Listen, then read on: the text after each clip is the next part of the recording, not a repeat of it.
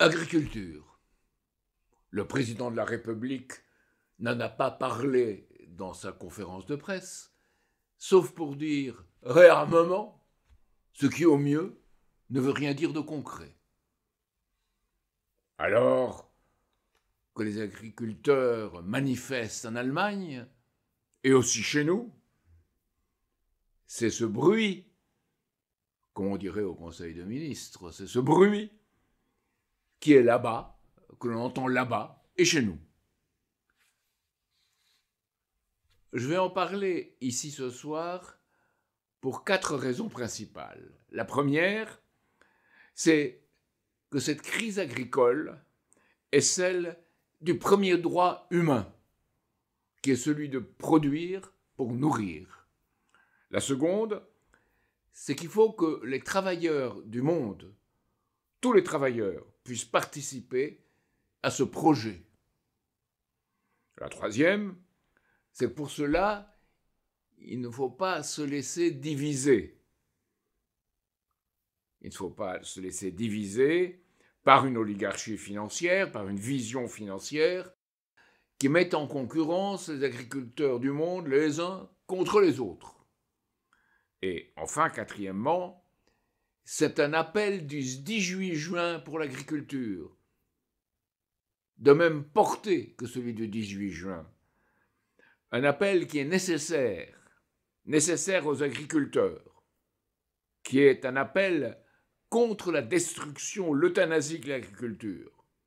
Ce qui se passe aujourd'hui en Allemagne est un pas dans la direction de cet appel. C'est une révolte, et elle a le mérite d'être dans un des pays qui sont en Europe le plus soumis, pour diverses raisons historiques. Il y a des raisons immédiates à cette colère des agriculteurs. Le mois dernier, le gouvernement allemand a décidé que la situation lui imposait l'austérité sociale. Il a supprimé l'exonération des taxes sur les véhicules agricoles et il a supprimé le soutien sur le diesel.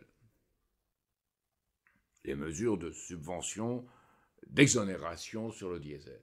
Les agriculteurs allemands se sont donc révoltés et ont paralysé l'Allemagne avec le soutien des camionneurs, de cheminots, d'artisans. La célèbre avenue de Berlin, Unter den Linden, était paralysée par des milliers de tracteurs. Une colère, là-bas, que l'on peut comparer à celle des Gilets jaunes ici. 70% des Allemands soutiennent les agriculteurs, leur font des signes de soutien au fur et à mesure que passent les tracteurs, et 64% des Allemands veulent un changement de gouvernement.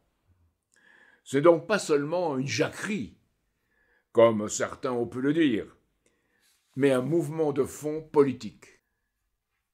Le ministre des Transports, non, pas des Transports, le ministre des Finances, l'artisan des coupes budgétaires, pas de l'agriculture, des Finances, Charles Lindner, a tenté de s'adresser aux agriculteurs.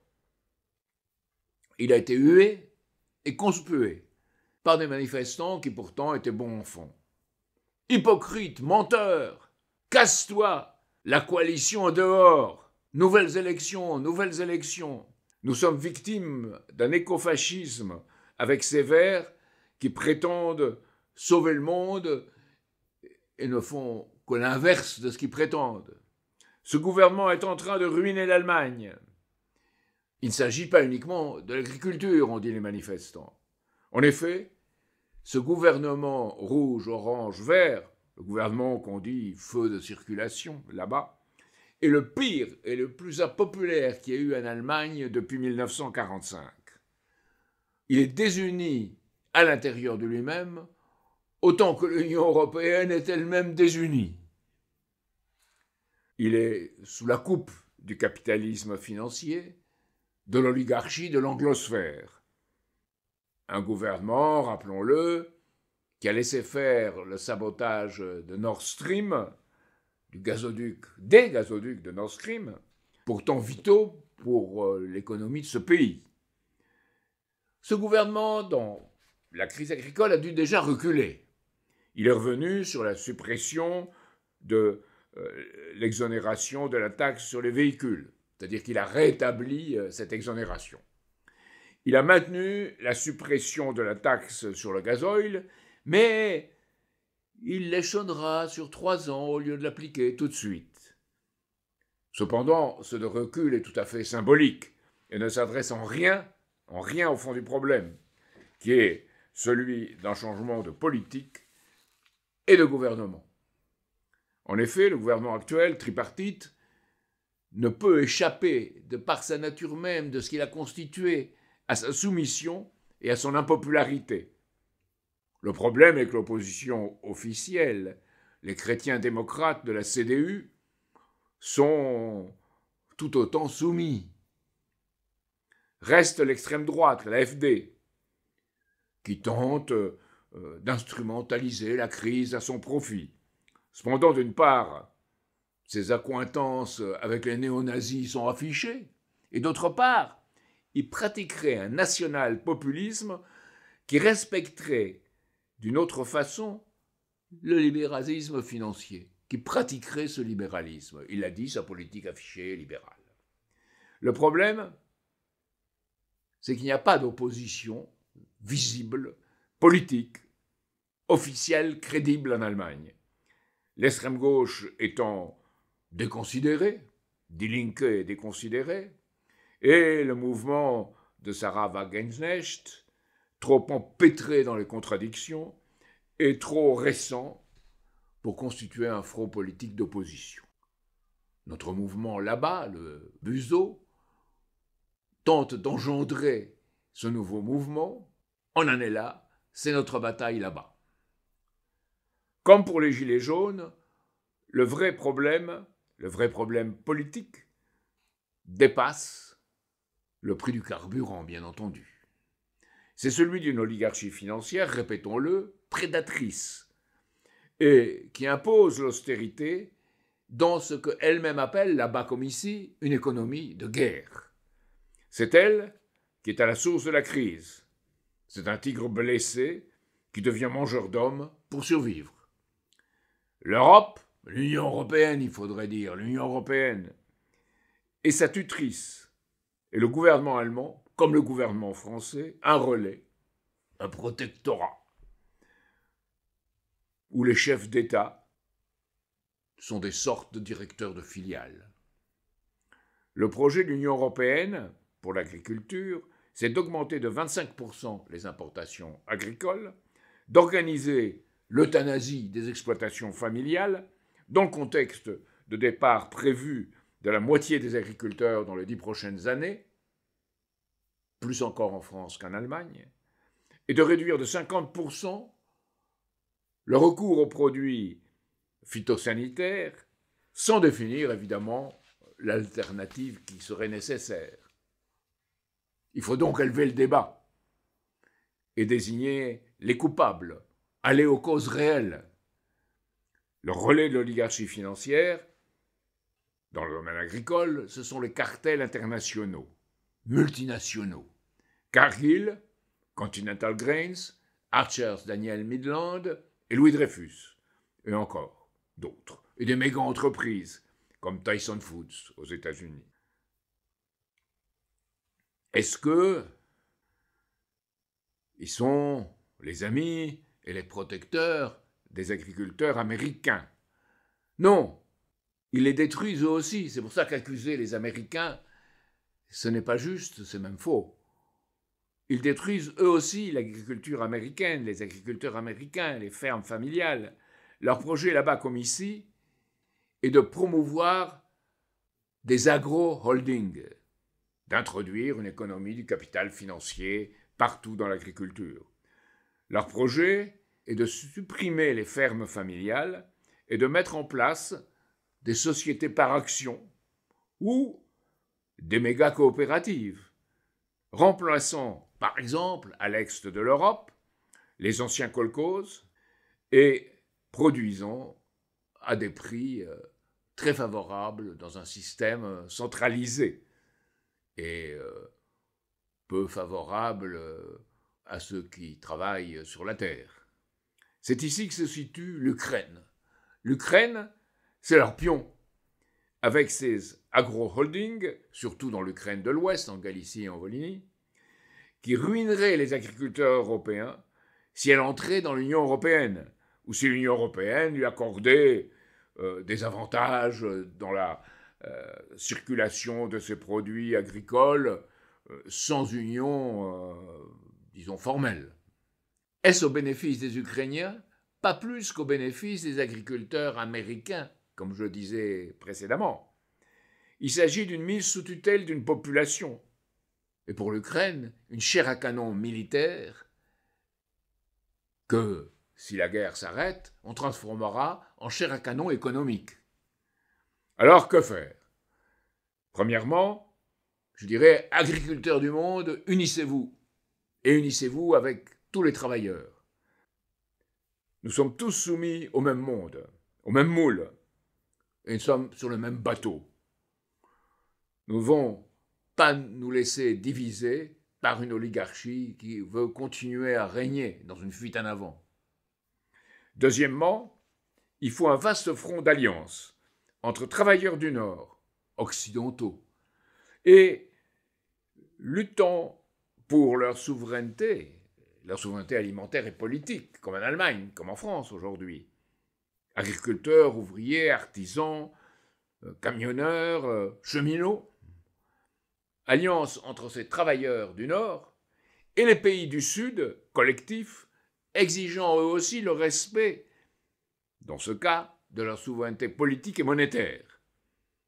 Donc cet accord entre travailleurs et nations exigeant leur souveraineté est l'alliance nécessaire pour avoir un poids suffisant pour un nouvel ordre économique qui soit international, une nouvelle architecture de sécurité et de développement mutuel pour chaque pays du monde, au bénéfice de chaque pays du monde, sans exclusion.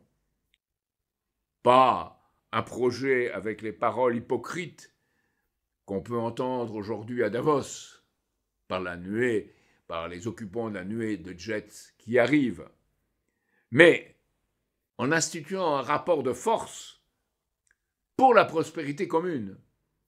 Agriculteurs du monde, unissez-vous, et unissez-vous avec les travailleurs, et unissez-vous avec les pays du Sud, qu'on appelle le Sud global, le Sud collectif, le Sud planétaire.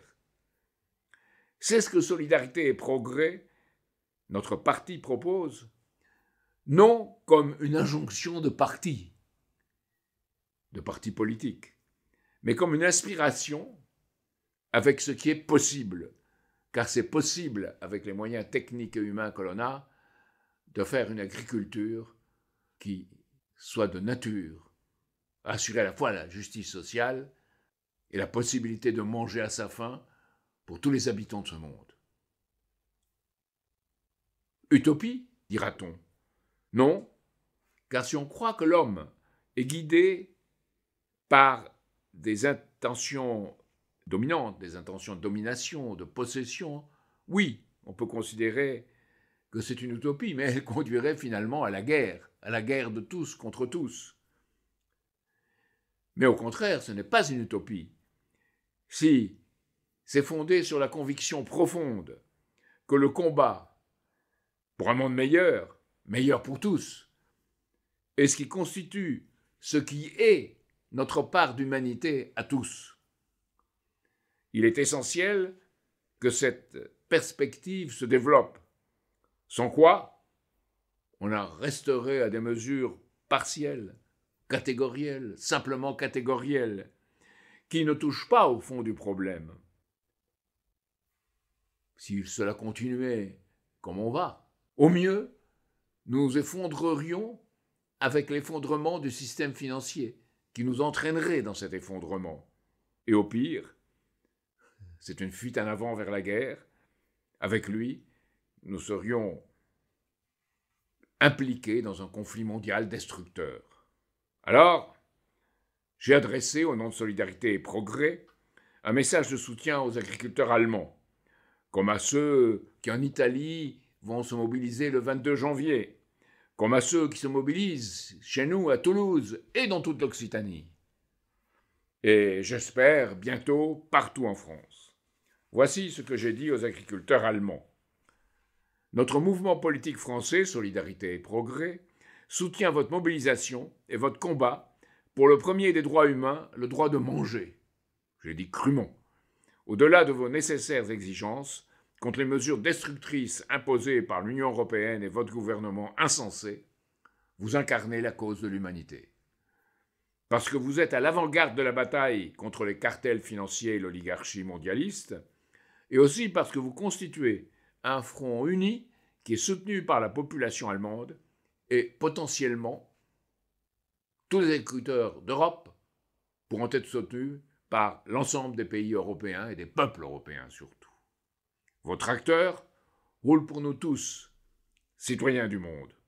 Nous sommes convaincus que l'alliance entre les travailleurs de nos pays occidentaux et les nations du Sud planétaire va bientôt devenir, pourvu que nous continuions à nous battre, comme vous le faites aujourd'hui, la majorité mondiale inspirant le destin commun de l'humanité.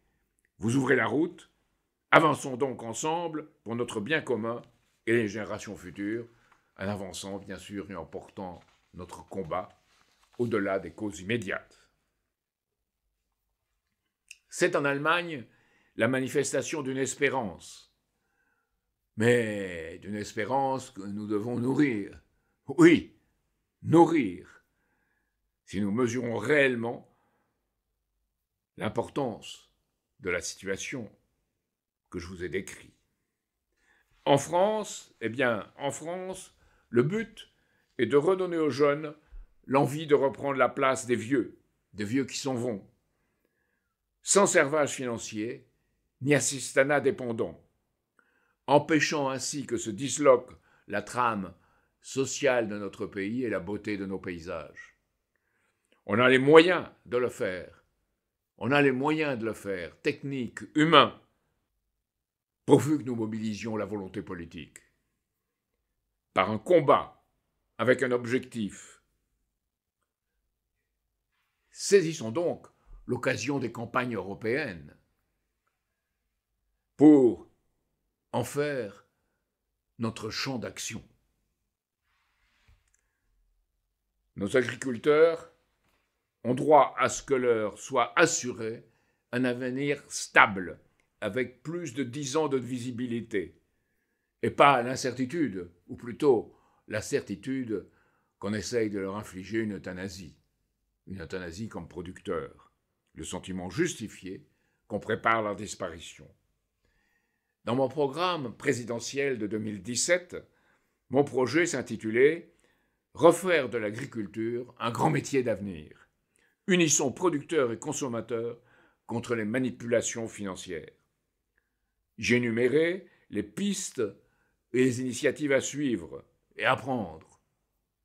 Cela reste malheureusement d'actualité, puisque nos gouvernements, et les autres gouvernements européens bien sûr, n'ont pas fait ce qu'il fallait faire.